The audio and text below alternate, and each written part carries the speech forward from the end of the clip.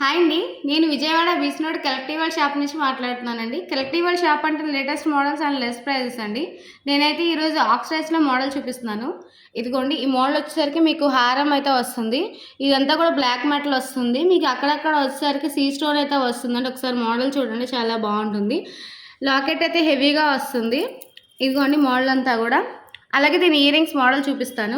ఇదిగోండి ear rings వచ్చేసరికి మీకు హ్యాంగింగ్ అయితే వస్తాయండి.